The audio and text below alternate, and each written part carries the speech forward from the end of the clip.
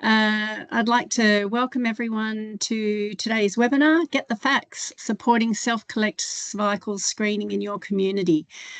We're really grateful to everyone joining from ARCHOs across Australia, but also AMSs and other services that care for Aboriginal and Torres Strait Islander people across the country. It's a real privilege for me to work with the NACHO cancer team. My name's Kate Armstrong. I'm one of the medical advisors at NACHO, and it's a privilege to be part of the team that's based on the beautiful Ngunnawal and Ngambri lands.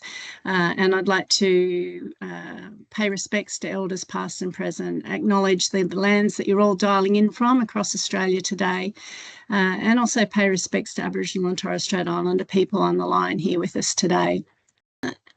Just a bit of a brief overview of today's session before I hand you over. We're excited that this is part of Let's Own It, our logo there for all things relating to cervical cancer. We will be really focusing today on cervical cancer screening and self-collect as part of promoting cervical cancer screening.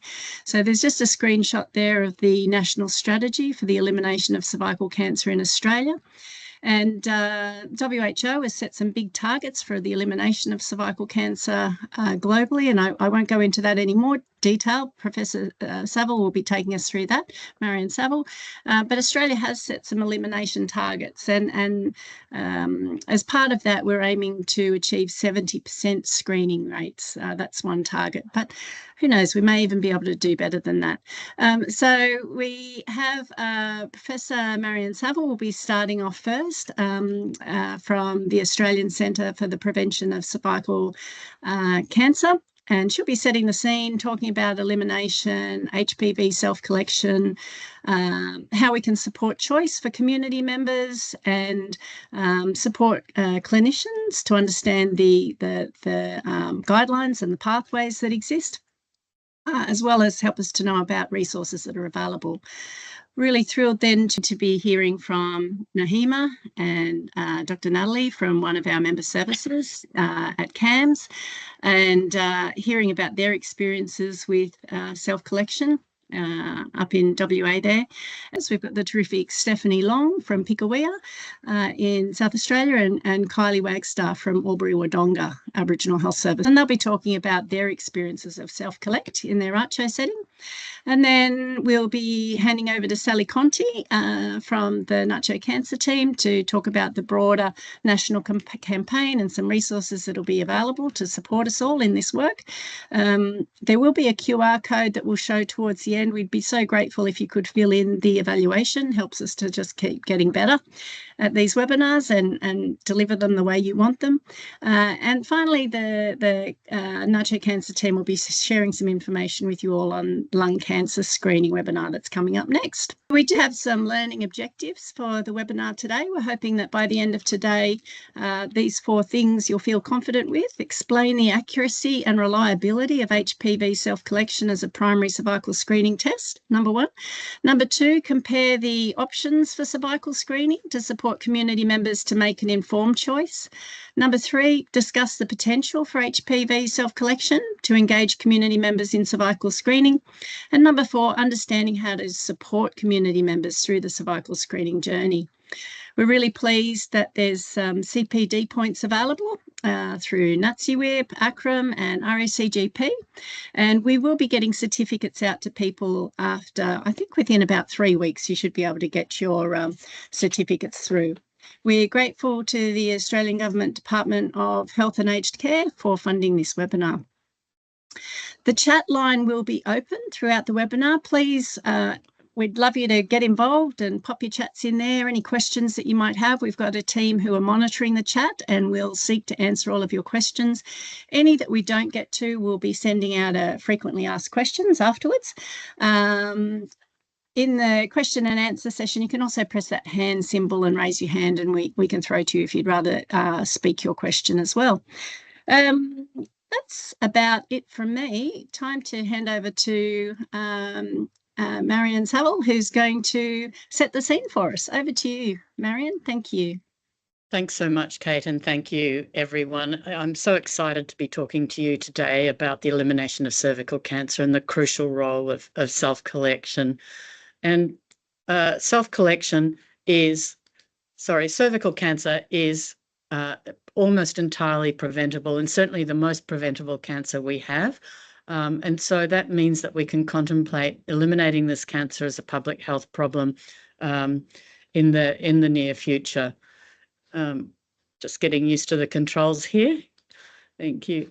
So there is a global effort to eliminate cervical cancer actually by the end of the century. So many countries are starting from further back than Australia is. But by the end of the century, the target is that every country in the world will have an incidence rate of less than 4 per 100,000 women. Australia has answered the call to develop a national elimination strategy.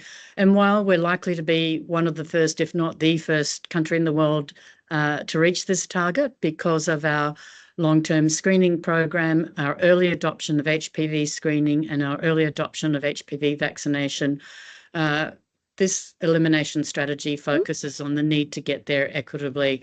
We know that we have equity issues in Australia, and we don't want to be the first country in the world leaving people behind. And so in Australia, cervical cancer inequities mirroring inequities we see in other disease areas depend on who you are, where you live, and what your access to resources might be. We know that cervical cancer incidence in Aboriginal and Torres Strait Islander women is a shade over double that in non-Indigenous counterparts, and the mortality rate is almost 4 times as high. These gaps are unacceptable, but I have to note that they have been closing over the 20 years that I've been involved in cervical screening in Australia, and we've got more work to do to really finally close these gaps. The National Elimination Strategy calls out the vision that you see there. I won't read it out to you, but you can see that its focus is on equitable access to information and to culturally safe, inclusive services across the cervical cancer control spectrum, and calls out priority populations where we need to work harder to bring everyone along with us. So currently, the most important risk factor for developing cervical cancer in Australia is not being up to date with screening or never having been screened at all. So that's 70% of all cancers that occur in Australia. Over time, because of the really fantastic and strong participation of Aboriginal children in HPV vaccination, that will change, and people getting cervical cancer will be people maybe who haven't been vaccinated or screened. As has been alluded to, the Australian government is funding a national campaign to raise awareness about cervical screening and the availability of self-collection as a choice for community members and for the population in relation to how they wish to screen. And this campaign is targeting priority populations, including, of course, Aboriginal and Torres Strait Islander people. It's our great hope that this will drive demand for self-collection from community. And the purpose of this webinar is, a lot of the purpose of this webinar is to make sure that you, in your services, feel ready to meet this hopeful community-driven demand for self-collection. So just getting into the fundamentals. Self-collection involves taking a sample from the vagina using a swab. Some patients get concerned about it, thinking that they have to reach the cervix. That's not the case. We're looking for human papillomavirus, the cause of almost all cervical cancer. And because it's shed from the cervix into the vagina, this works really well. But of course, it's not something that we can use for cytology. So at points in the pathway where we need cytology, that needs to be taken from the cervix in the way our pap smears were always taken using a speculum exam. And so since the beginning of 2022, based on evidence that I'll show you shortly of the accuracy of self-collection for detecting precancerous disease, the Australian government opened up access to self-collection from the previous restricted access to making this a choice for all people participating in screening, whether they wanted to have a clinician-collected cervical screening test, and there are people who are comfortable with that and who wish to keep doing that. And then there are others who will prefer self-collection, and including people, including myself, who've had that pelvic exam over the years, but I greatly prefer to self-collect my samples. And then the people that we haven't been able to reach before, that we are seeing are being reached with self-collection. So this should be centred as a choice for the screening participant. And self-collection can be used anywhere in the screening pathway, at any point where we only need an HPV test. Where we need cytology, including co-tests, then we need a clinician-collected sample. So the vast majority of people, this is their 5-yearly routine screening test, and fewer than 1 in 10 people will have HPV detected and will need further follow-up. But for those in whom we don't detect HPV, they've self-collected a test, it's tested negative, and they can be safely reassured to return to 5-yearly screening, having been reminded that if they experience any symptoms of cervical cancer, they should return to you for further workup. Self-collection can also be used in follow-up tests in the pathway, and I'll talk in more detail about that later. Currently, self-collection can't be used for people who've had high-grade squamous disease, SIN 2 and 3, and are in test of cure. But a review of the evidence has suggested that we can move to just using 2 HPV tests for test of cure and no longer requiring co-tests. The guidelines are in the process of being updated, and we expect that later this year or early next year. So who can't be offered self-collection? Anyone with symptoms that require further investigation. So most commonly, this is abnormal bleeding, specifically unexplained intermenstrual bleeding, any postcoital bleeding, and any postmenopausal bleeding, and persistent postcoital bleeding. An unexplained, persistent and unusual vaginal discharge might also raise suspicions. But of course, we know that patients have breakthrough bleeding on the pill, they have heavy menstrual bleeding, and many, many people have vaginal discharges that are not unexplained, persistent or unusual, and those are not symptoms of cervical cancer. I just pause to say that when we use self-collection, nobody is looking at the cervix, and so it is important to ask those questions about potentially having symptoms that require more workup. We do see people sometimes with symptoms who come in for a screen thinking it's a low confrontational way of getting some reassurance about something they're worried about, and perhaps not telling you about symptoms unless they're asked. So it is important to explicitly ask about any symptoms. People who've ever had adenocarcinoma in situ require ongoing annual co-testing for protracted periods and are not suitable for self-collection. And those who've been exposed to diethyl stilbestro in utero are also not suitable for self-collection. This latter 2 groups are small numbers of people, and particularly those with DES are well aware that they've been exposed. The history of adenocarcinoma in situ is something that patients may know about, and certainly that history is available on the register, the NCSR. So again, just to reiterate, before offering self-collection, make sure you check for the symptoms that might be concerning for cervical cancer and check that screening history. And then for most patients, they will indeed be eligible for self-collection. The most commonly used device for self-collection is this particular Copan float swab with those part numbers you see there. It is important that you talk to your lab and make sure you get the swab that they use in self-collection, because we don't want these returned to you because it's not the right swab. This is a part of laboratory practices very highly regulated by the TGA, and if we don't stick to the TGA rules, it puts the lab accreditation at risk. So the lab isn't being precious, but it is important that you're ready for self-collection by having that conversation with your lab before you get started.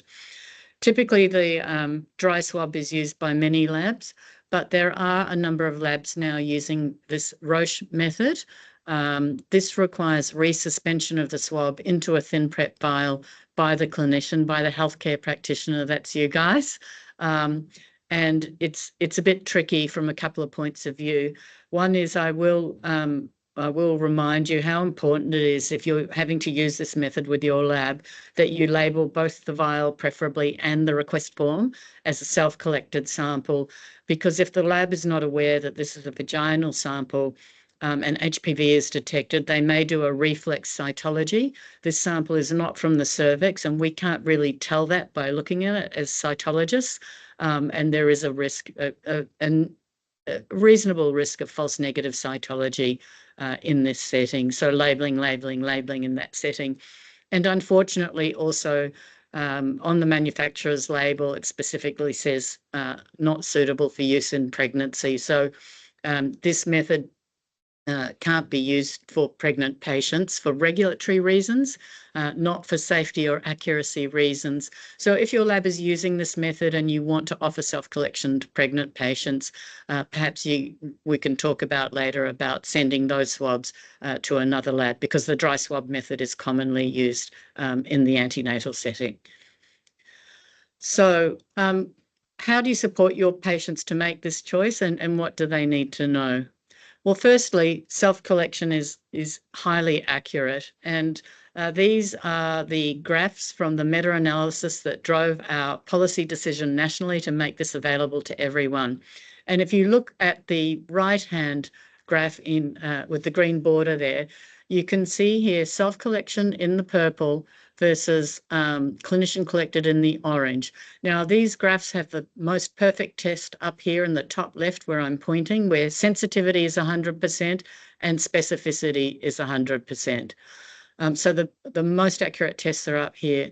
These older assays that were based on a technology called signal amplification, it's not quite as sensitive as PCR, were showing a loss of sensitivity. And that's why we started renewal with those restrictions around self-collection, because we were worried about trading off the acceptability of the program with the effectiveness and the accuracy of the test. And then we had this later update looking at the accuracy when you only use PCR tests. And here you can see this is the most beautiful thing I've ever seen. And I do remember seeing this for the first time and realizing we could be justified in changing our policy and having a test now that was more acceptable to more people and is equally as accurate. So these tests, these are what we call the point estimates here. That's what was measured in the studies with the confidence intervals around. And those tiny differences there are not statistically significant with these massively overlapping confidence intervals. You couldn't get better evidence of equivalent performance there. And these studies are studies in which participants prior to colposcopy collect a sample from the vagina themselves. The practitioner doing colposcopy collects a sample, and then we know the biopsy outcome. And for sensitivity, we look at the women who proved to have CIN2+ and how frequently their test was positive, and that gives us that answer there. So you can be very, very confident in the accuracy of self-collection. We find that patients find self-collection is easy to do. It's good to talk patients through how to do this process. And most patients, overwhelming majority, have absolutely no problem with it. When you're talking to patients about how to do self-collection, it's important to make sure they understand their own anatomy. And we have had, I think, 1 or 2 cases of the swab going either into the urethra or the rectum, amongst thousands and thousands and thousands of cases. So just a bit of a chat about the swab is going into the vagina. It needs to go in there and be turned around several times, and then the swab can be put back into the cover and handed back to staff for submission to the laboratory. So it really is highly acceptable in our studies and what we're hearing since it's been available, and a breakthrough in acceptability of our screening program. The other thing about self-collection to understand is it's safe from the point of view of if the test hasn't worked, we know about it. We have a control in these tests. Typically, it's the beta globin gene present in all human cells. And that gene is amplified in the lab next to the amplification of any HPV that might be there. And so if we haven't got any cells, that control won't work. And similarly, if the PCR assay is inhibited and the assay has failed, that won't be there. But one thing is, unlike the old days when I was looking at pap smears, we can't tell you what the problem is with whether it's cellularity or assay failure and whether it's due to infection or blood, as we used to. So we do need to have these tests repeated, but we can't really shed any light on what might be the cause. And sometimes we know from a range of studies in a range of settings, patients are actually opening and closing that swab and not putting it in the vagina. And that's usually because they feel under a bit of pressure to do the test, but they don't really want to. So a sensitive discussion about that with the patient before repeating it can be really useful. Our studies have found that self-collection is highly acceptable, particularly for people who are under and never screened. And there's a lot of literature about that. I won't go into it, but people find they feel empowered about being able to collect their own test as opposed to lying on their back and having to have the speculum inserted. And I'm sure that none of those reasons will be any surprise to anyone here. So just to come back to comparing the options, self-collection is a test is suitable for HPV and not suitable for cytology. For 90% of people, either way we test, they'll come back in 5 years. And for 2% of people, we're likely to find HPV 16 or 18, and either way, they'll go to colposcopy. If the sample was self-collected, cytology will be collected by the colposcopist at the time of colposcopy. And for around 6% of people overall, we'll detect a type of HPV other than those nasty 16, 18 types. And those people need a sample collected from the cervix for triage purposes to decide whether they go to colposcopy immediately or whether they can be followed up in a year and then a further year. But for that non-16, 18, you need to know that self-collection, the detection of non-16, 18 is highly age dependent. These types have not yet been impacted by the new 9-valent vaccine, just the Gardasil 4, which protects against 16 and 18. And the other types still have that age-specific prevalence that we see here. So for your patients who are youngest, it might be a 1 in 6 chance of needing that 2-step process that someone's just talked about in the chat. But by the time you get to my age, it is a 3% chance of needing to come back for a further test. So the overwhelming majority of people only have that 1 step of self-collection. Patients who are in the age range of 70 to 74, if they have self-collection and we detect HPV, they also are going directly to colposcopy if any HPV is found. And so if the sample is self-collected, there's no need for them to come back for that second stage. They can go directly to colposcopy, and they do go directly to colposcopy under the guidelines. And at that point, a sample will be taken for LBC. We do get some people coming back and asking about certain questions. The invalid result I've explained. This means that we couldn't see that control gene, and either the sample was not taken from the vagina, or there aren't enough cells there, or there's inhibition due to blood or inflammation.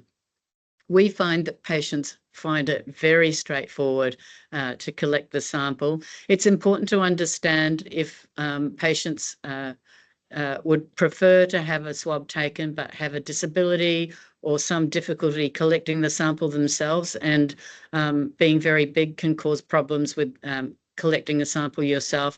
These patients can be assisted with a vaginal swab taken by a nurse or doctor if they would prefer that. It's still regarded as self-collected sample. It's really important not to assume that people haven't ever had any sexual contact, and remembering it's not recent sexual activity. This is a virus, a little bit like the chickenpox virus, that can hide in the body and then come back later and cause problems. So it can be in the cervix for decades. The need for a pelvic exam is not there for asymptomatic people, and certainly people with symptoms need a pelvic exam, but there is no evidence to support regular pelvic exams for asymptomatic people. It is something we've been doing out of necessity in the old PAP program, but that doesn't mean that we should keep doing it in the absence of evidence. I'm just going to talk very quickly about self-collection in the intermediate risk pathway, because this is a little bit complex, and really want to let you know we've got resources to help you with this. So as I run through this, please don't feel that you need to memorize everything as I go. What you'll see here in the pathway is that in a number of occasions where we're using cytology as triage, it says LBC reflex, so that's if it's clinician collected, or recollect a sample for cytology, so here and here. But where patients are destined to go to colposcopy regardless, that cytology can be done at the time of colposcopy. So that's an overarching principle when you're thinking through and talking to your patients. So self-collection, in addition to being able to be used here as the primary screening test, with that likelihood somewhere between 1 in 6 and 1 in 30, that's the primary screening test. You can also use self-collection at the follow-up test at 12 and 24 months, being aware that this is a part where we, if positive, may be using cytology for triage. And the issue is here at the first follow-up test, 12 months after detection of non-1618, the likelihood of persistent HPV is around 60%. So this is a place where for many people, they want to have a clinician collected sample to avoid coming back for that extra sample. However, there are exceptions here, and the extended 2-year follow-up doesn't apply for Aboriginal and Torres Strait Islander people over 50, and those who are overdue for screening by at least 2 years up here at the initial screen. And this is because of the additional risk of harbouring high-grade abnormalities. So at 12 months for Aboriginal and Torres Strait Islander people in particular, and there will be some overlap in some of these risks, you can still use self-collection with the confidence of not needing to come back, because they can go directly to colposcopy and have cytology performed at that point in time if HPV is detected. And if HPV is not detected, then they're going to go back into the 5-year follow-up. Here at 24 months, for all people, any HPV detection is going to lead to colposcopy. And again, there's no need to return for cytology, which can be done at the time of colposcopy. So I'm just going to run through some case studies and try and be quick. I don't want to exceed my time. Linda's a 58-year-old Aboriginal woman, and she's come in for a new prescription. You've diligently looked up her screening history on the register, and her last pap smear was done in her late 30s and was normal. She tells you she had a terrible experience with that, and she hasn't had another since. Hasn't got any symptoms of concern. So we're going to let you look at the poll question there. What are some of the things you might want to discuss with Linda? And we'll open the poll now, or I'm in the hands of the organisers here, and leave it open for a period of time.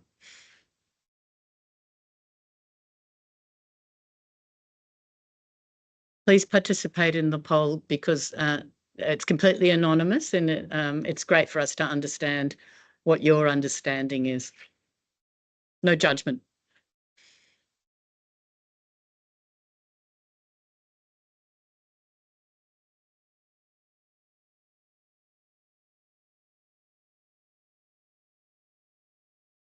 Okay.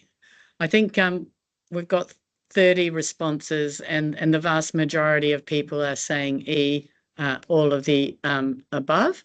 And A is also correct. However, these other statements are correct too. So well done, everybody. If she self-collects, there's a small chance that she'll have to return for a speculum test exam. So her likelihood of return is 3% based on her age. And we've brought all of these things together for you. You can't read this now, but it is available to you, and we will send you links to this resource. So this is a document we brought together in our lab to provide to practitioners to support your conversation with patients about what they wish to do. And importantly, we put all these rates of positivity and the likelihood of return here so that you can be guided in that conversation with your patients. So poll question 2, Linda's results have come back and she's in the 3%. HPV not 16-18 has been detected. So what is the correct follow-up here?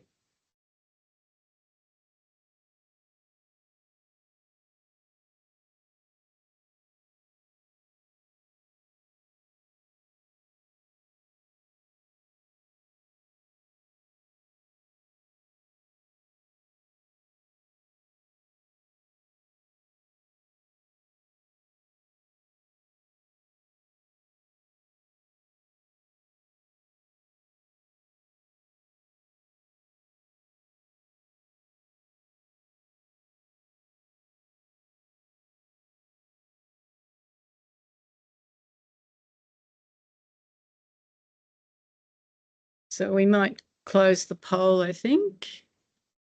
I think I closed the poll on my screen. I can't see, but I think we've had a bit of an even spread between B and C.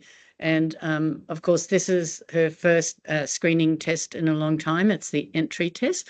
So she needs to come back for a speculum exam for LBC. Had we been down at the 12-month test, then B would have been correct, refer to colposcopy, because she's very overdue for screening.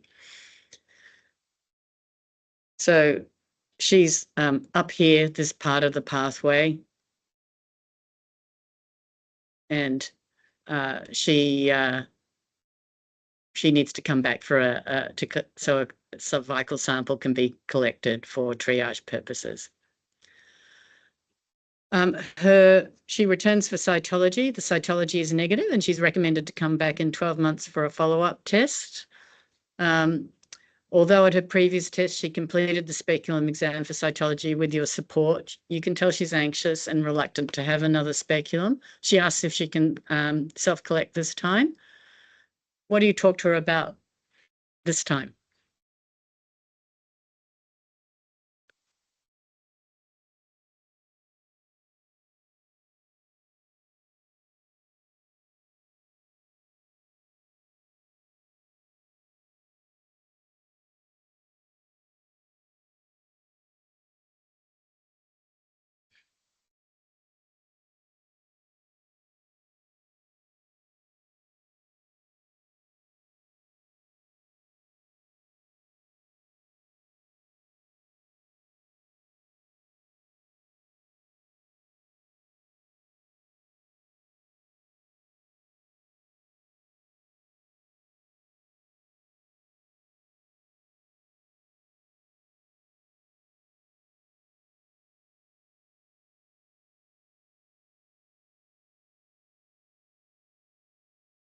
All right, I think we might close the poll now. And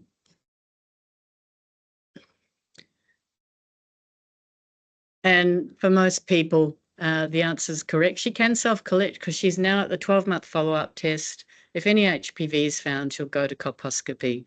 So just to reiterate, at the first test, she needed to come back for cytology because it was the cervical screening test. The second test is the follow-up test, and self-collection in that context will not require cytology if HPV is detected again. So here we're down at this point in the pathway where, because she's more than 2 years overdue, she's going to go directly to colposcopy because HPV, if HPV is detected.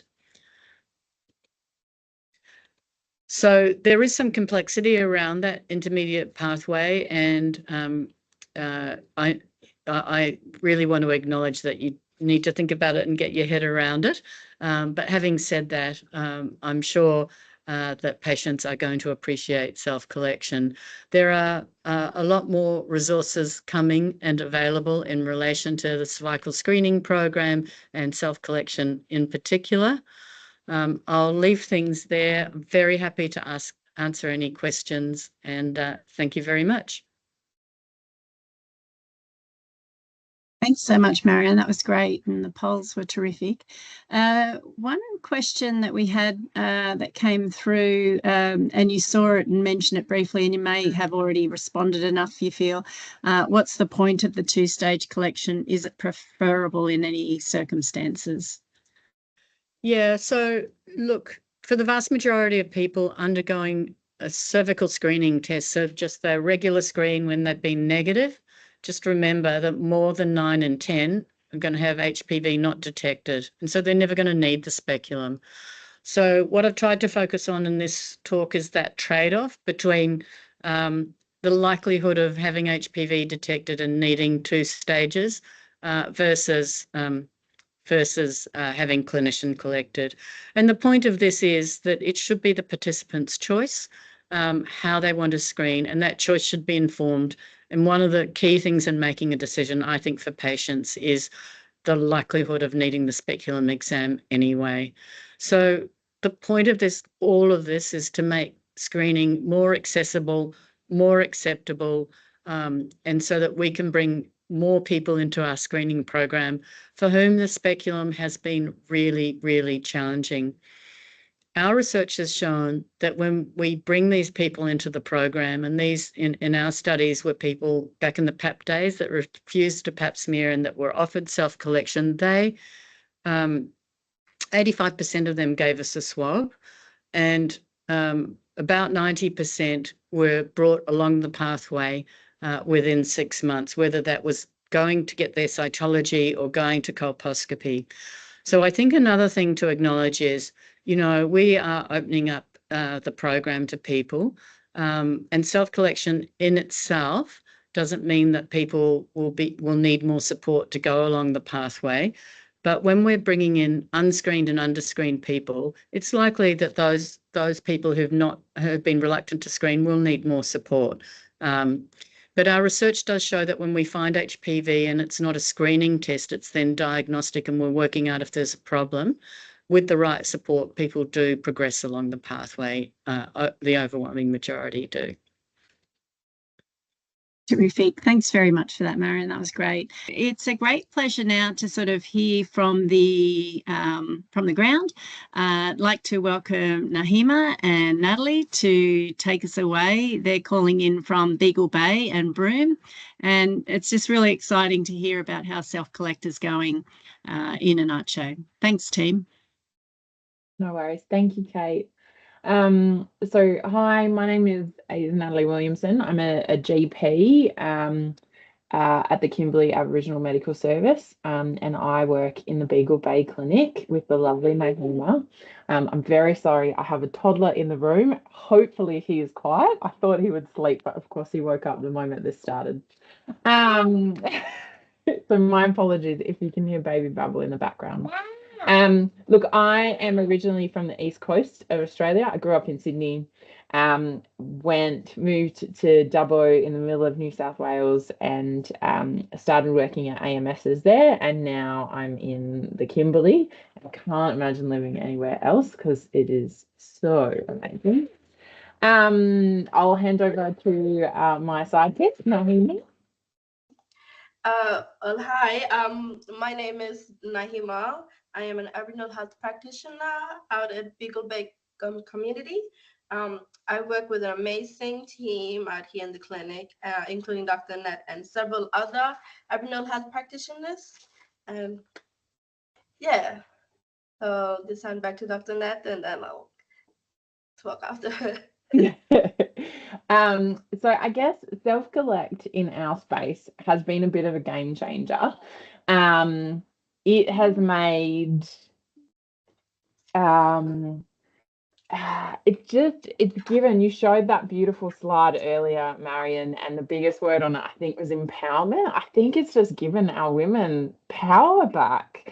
The old school the old school speculum exam is a skill that's taught in medical school when you're really junior. And unless you have a good teacher, you maybe never get really good at it. GPs, to be fair, should be really good at it. But I think sadly most women have had a bad experience with the speculum. In addition to the shame of having to show someone your genital region, the self-collect gives all that power back to women. And we come across lots of women, and this isn't just specific to Beagle Bay, this is across the Kimberley, who are absolutely behind on their tests.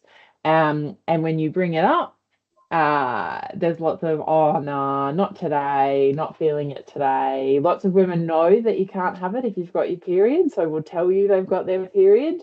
Turns out they probably don't when you offer them when you offer them the self-collect.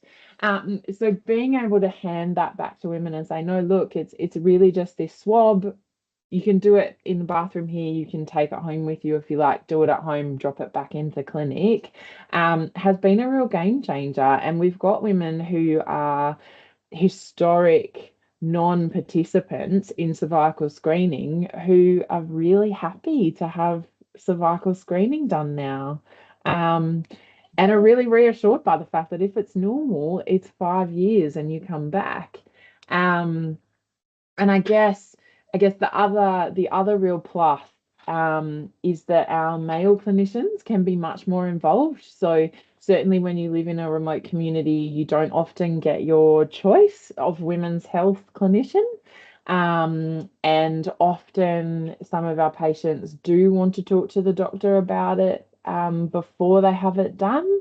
I should say that's not many, because our Aboriginal health practitioners are amazing.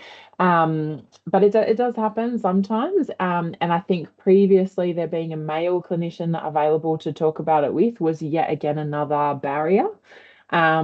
The self-collect eliminates that. The male GPs, and I think, male health workers, if they feel comfortable, male nurses sometimes in our remote clinics can all just, there's a lovely little sheet of paper with some very graphic diagrams about how to do it. They can hand those over. They can explain that it's just a swab into the vagina and away you go.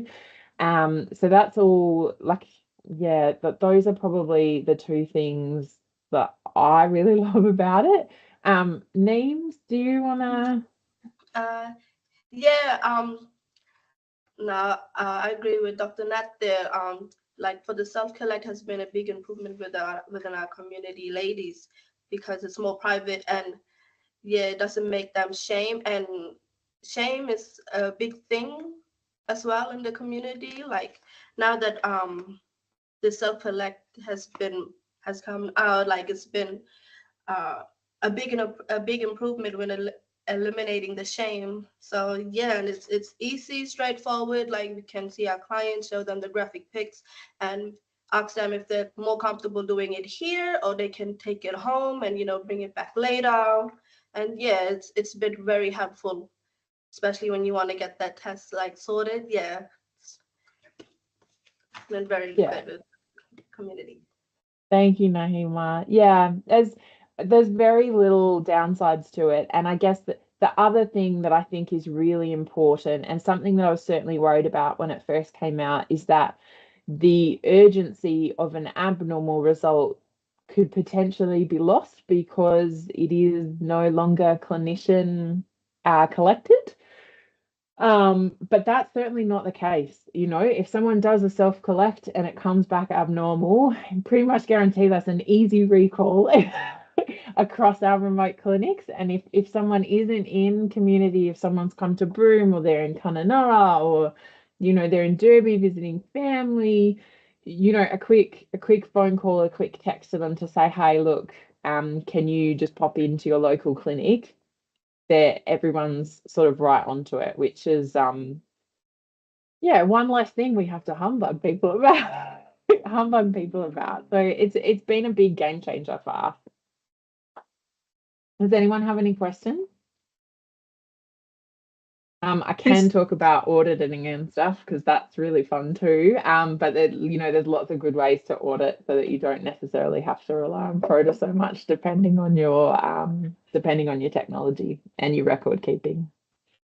Be terrific if you could talk about auditing. And there is one question there from a male saying that he does find it hard to do the clinician collect after the HPV comes back hard as a male GP visiting very remote community.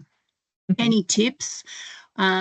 Because there's irregular access to female practitioners who do speculum examinations. So those two things would be great. Thanks. Yeah. So look, I think it's always going to be tricky as a male clinician when it comes to women's health. It's often, it's the same for female clinicians trying to sort out symptomatic men's health issues that are urgent. I personally think you can get away with almost anything if you spend some time and I recognize we're all really busy, that most remote clinics are always pumping. There's always stuff to do on the doctor day. But I think that rapport is really important. And then engaging your health practitioners. I know Nahima and the gang at Beagle Bay will often get me over the line. And even if it's just, nah, she's right. Like, it's okay, see her, you can tell her it's okay. Is a lot. So those relationships and using the staff that you have in clinic, especially Aboriginal staff in clinic, and deferring to their incredible wealth of knowledge and expertise is always really important. But having said that, it can, like in my experience, it can be really community and like individual dependent. Sadly, there are lots of women, hopefully no younger ones anymore because they're all doing self-collect, but there are lots of women in their 40s and 50s who have had horrible pap smears, and they'll tell you the story and it sounds awful. It's like genuinely awful.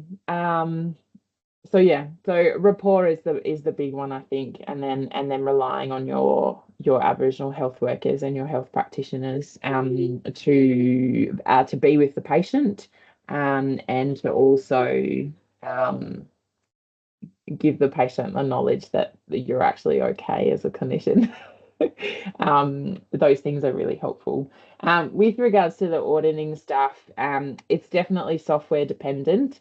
We in the Kimberley, in the AMS sector, use a program called MMEX, and we're able to pull like information off our system. Of course, it's reliant on things being recorded correctly, which is often where it can get tricky. And of course, we currently pull an audit and then have someone in the background kind of checking Proda as we go, just to make sure it is we're on the right track, because we certainly don't want to offer more than what we have to. But yeah, the regular auditing, just so you can generate a list every 3 to 6 months to encourage people to come in, and so you don't miss anyone, is vital. And we're doing that daily anyway with all our other care. So with our bowel screening, even simple things like, HbA1c's needing to be done every couple of months in diabetic patients. Those are all really, that auditing schedule is actually really important and can enhance the primary care you're providing to people, because it's just another thing to sort of to tick over, and then you know where your patients are at and who needs attention. Does that, Neems, do you want to talk about the joy of auditing? No, Dr. That you kind of good with that. Yeah. Poor Neems just has to recall the patients Yes. that I have audited. Yes. But we're seeing some real success with it, to be fair. One of our bigger communities that Cairns looks after, they do an annual audit. And that brings in a lot of people, and we use, you can sort of use the cervical screening with the self-collect as a bit of a draw card, and then you can knock off a few of the other really important things that need to be done as well. Huge thanks to you guys from CAMS. That was really inspirational, and we've seen comments that people are being inspired to do more self-collect as a result of all of this. So really grateful for your presentation. So I'd like to take this opportunity now to introduce our next speaker. We have Stephanie Long, a fabulous health worker at Pickawea in South Australia. Stephanie's been working in women's health for 5 years and in health generally for more than 10 years.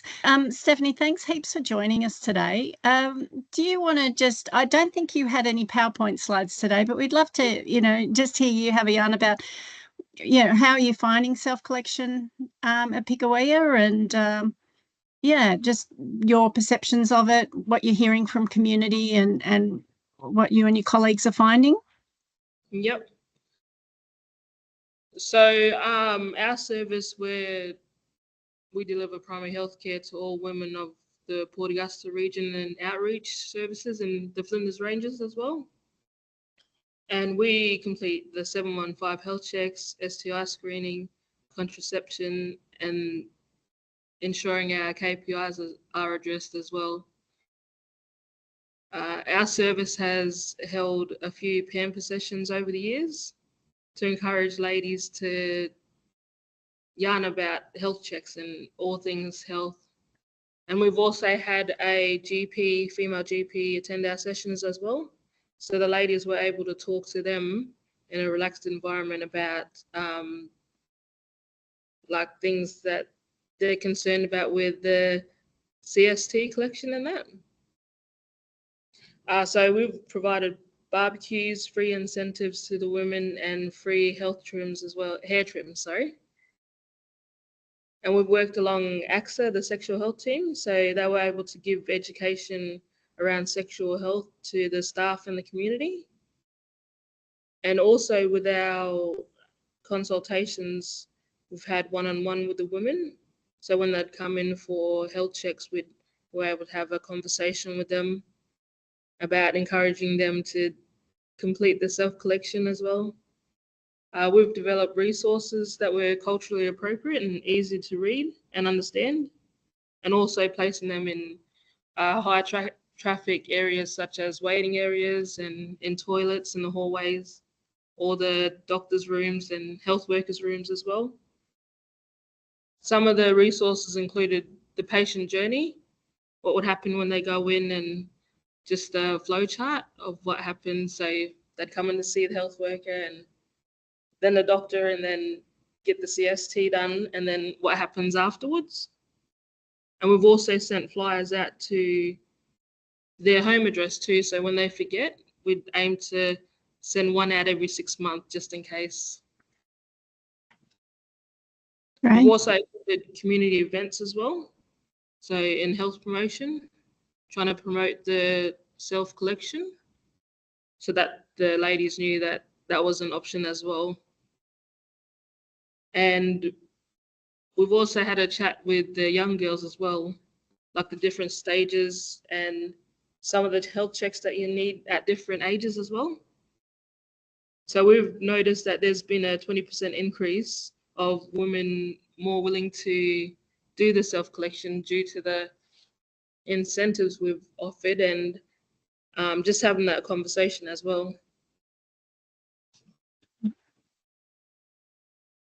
That's amazing, Stephanie, thanks for that. And do you find that generally the women are open to self-collection when you have that talk with them about it? Everyone's clapping, by the way.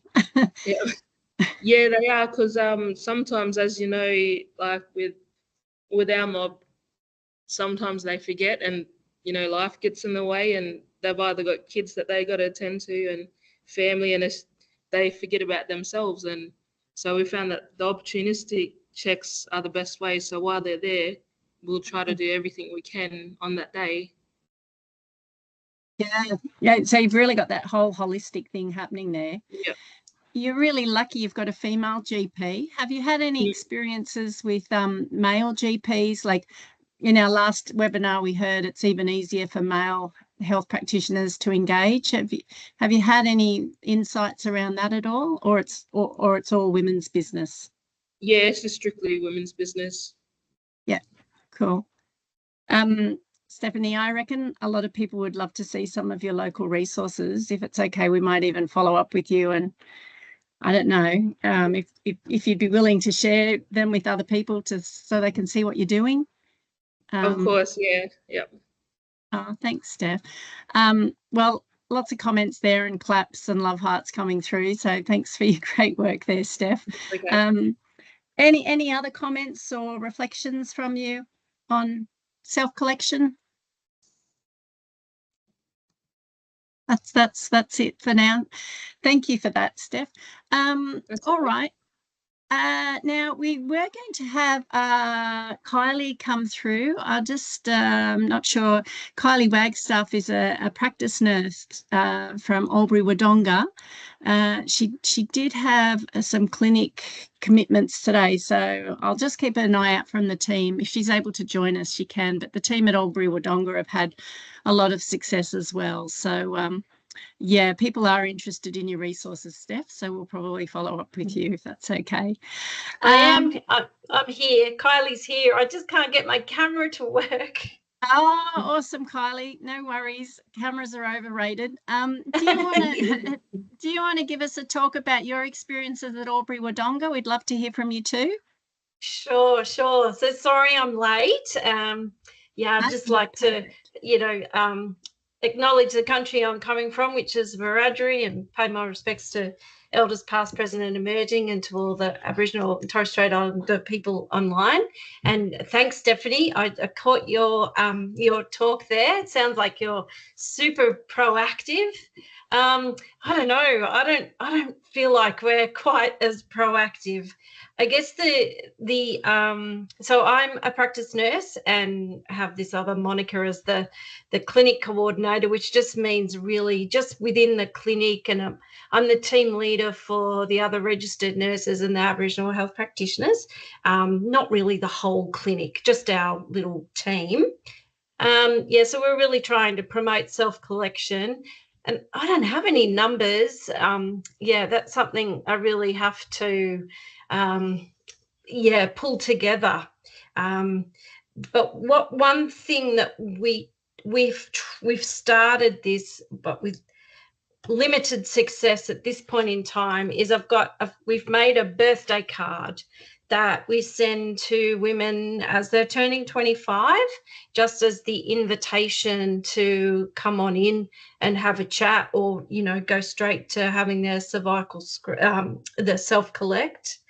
Just because anecdotally, with chit chats, with older women, they would often talk about their young girls saying, oh, it's time now, and they'd be 18 or 19, so it was, it seemed to be pretty clear that there wasn't heaps of understanding that the age had changed to 25.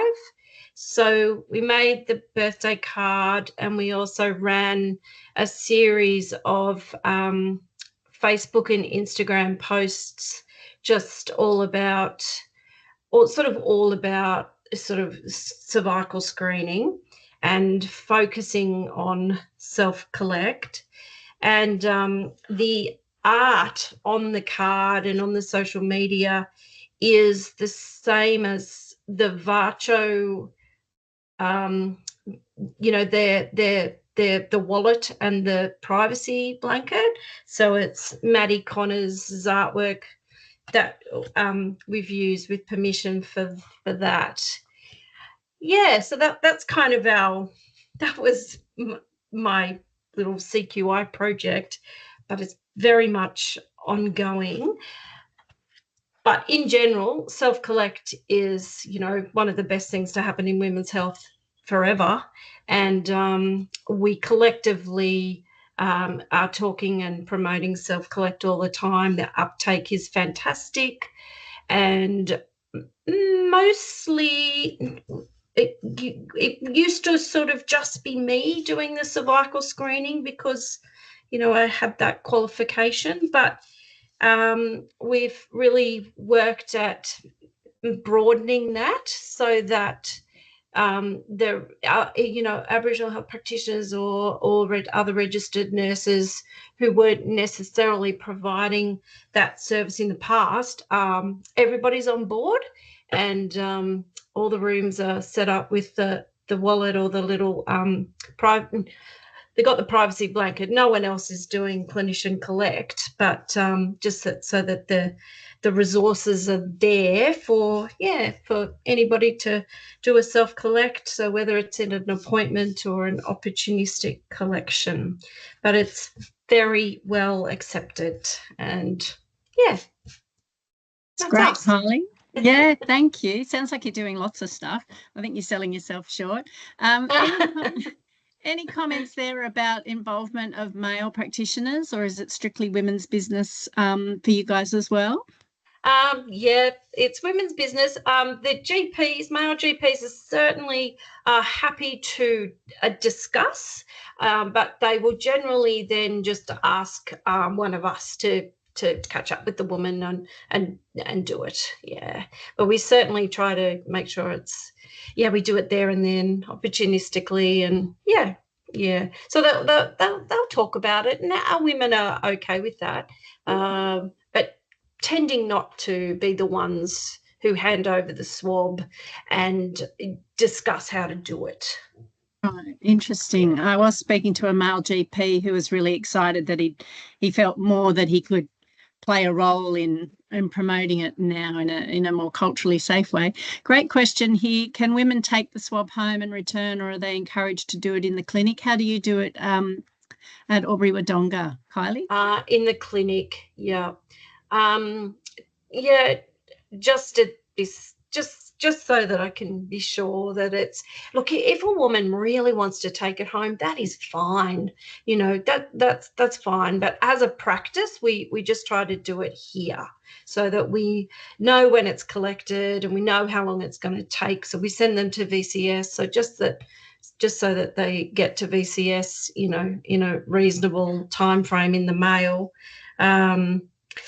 But we're always flexible. It's all, I don't, as a rule, send them home. But if a woman is super keen to take it home, and that's fine. Yeah. I might throw to Marion on this. Marion, are there any considerations for the swab storage or taking them home or anything like that we should know about? Look, the only thing about taking them home, which is absolutely allowed under the guidelines and all the rules around screening, is that, as has already been, Kylie's already alluded to, you're just a bit less likely to actually get that swab back. And our research has shown that.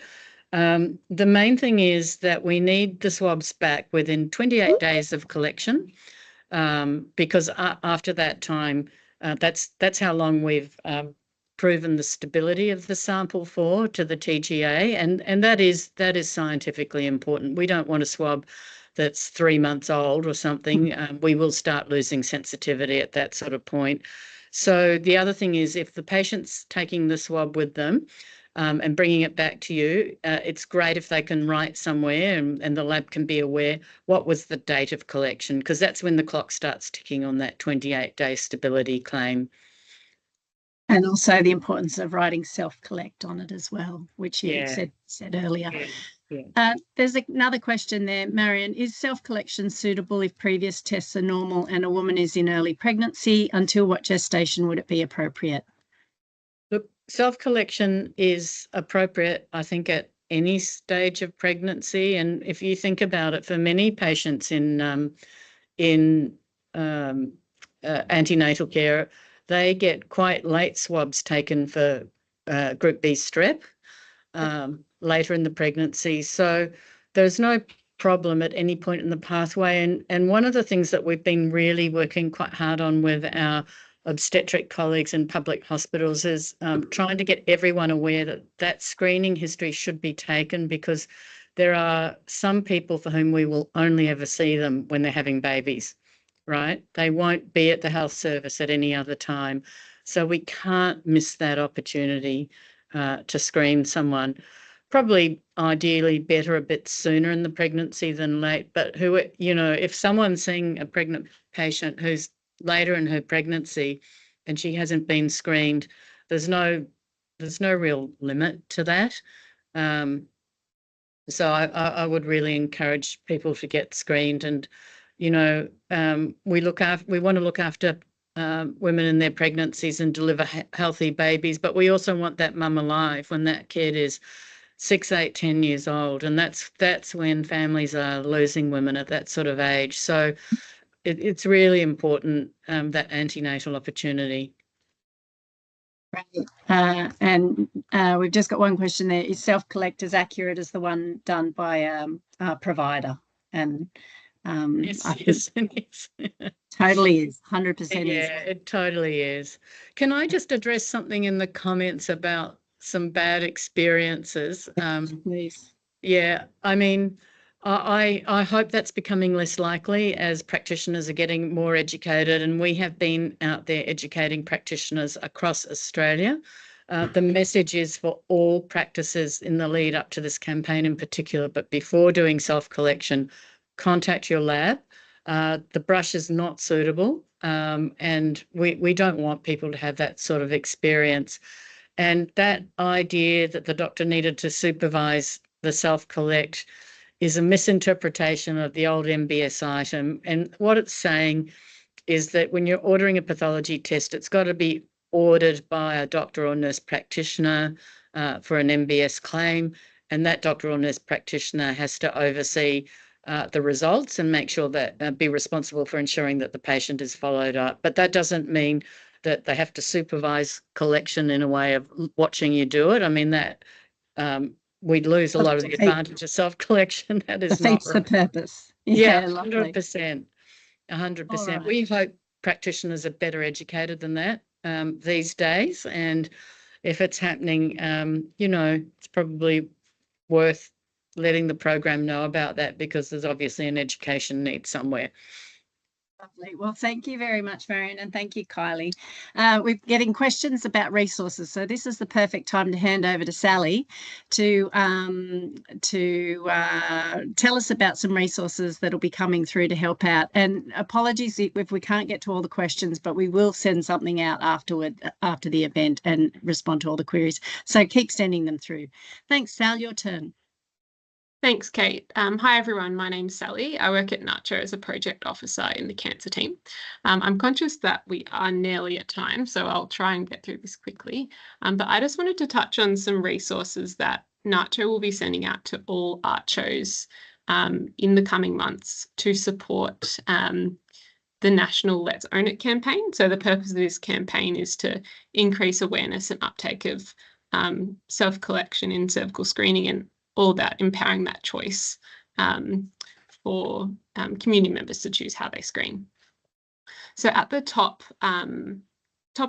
left of the screen, you can see the shirts. So these are the campaign theme polo shirts, and the purpose of these is to raise awareness of cervical screening and help staff in ARCHOs start a conversation.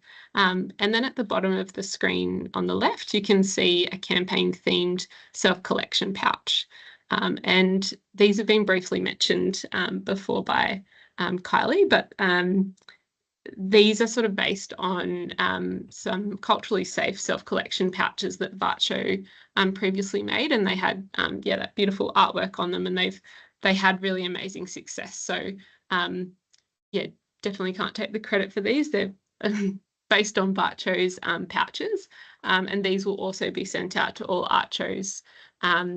So the purpose of these, the pouches, are for community members to be able to discreetly carry their self-collection swabs for that increased privacy, and they'll also be able to keep the pouches at the end of their screen. There'll also be a number of other resources that we'll be providing in these packs, and so these will be printed resources to support both healthcare providers and community members in raising awareness of self-collection. And whilst we've sort of started putting these together, we're also open to any feedback. If there's resources that you would find really helpful in your service, please let us know, because we can create resources to the need that we're seeing. just wanted to acknowledge that the purpose of these resources isn't to replace what you're already doing. From what we've heard, there's a lot of amazing work already going on in ArchOs. And so these resources are really just to ensure that all ArchOs are supported, and that everyone is able to raise awareness about self-collection in cervical screening. And just one final thing, just to acknowledge that I know it's not just ArchO staff joining the call today, but unfortunately these resources are only for ArchOs being our member services. That's all from me. Happy to answer any questions. I'm not sure if any have come through. Although, Marion, there are resources through ACPCC as well for AMSs and other services as well. So please reach out, and no need to purchase them. They're free. So we'll just go to the next slide there, Sal. Please keep sending through any questions. We'll put this QR code for the evaluation, and we'll also be sending it out if people can do it. But lastly, I'd just like to hand over to Sarah McDermott, our lung cancer screening guru. Sarah, would you like to give people an update about the upcoming webinar on lung cancer screening? Yeah, absolutely. Thanks, Kate. Hi, everyone. I'm Sarah McDermott. I have the pleasure of working in the NACHO cancer team alongside Sally and Kate. You might be aware that there is a new national cancer screening program starting in July next year for lung cancer screening. And I wanted to quickly jump on at the end whilst we've got a captive audience and let you know that in 2 weeks' time, on the 28th of August, NACHO will be hosting a webinar updating the ArchO sector on what's happening with lung cancer screening, providing an introduction and an overview to the program, and also identifying the opportunities for ArchOs to have input into the program, and that sort of consultation that'll happen over the coming months around resources, training and support needs, just to make sure that ArchOs feel really well supported come July 2025 when the program begins. So there's a QR code on the screen that you can register for the webinar using, and also feel free to reach out to the cancer team at any time. We're always happy to have a chat about lung cancer screening. Thanks, Kate. Thanks, Sarah. Look, that brings us to the end of the webinar. A minute late, apologies, but thank you all for joining. Hope you found it useful. Send us through any questions or queries to the email address there, and we'll be in touch. Thanks, everyone, for your time. That closes our webinar. Bye.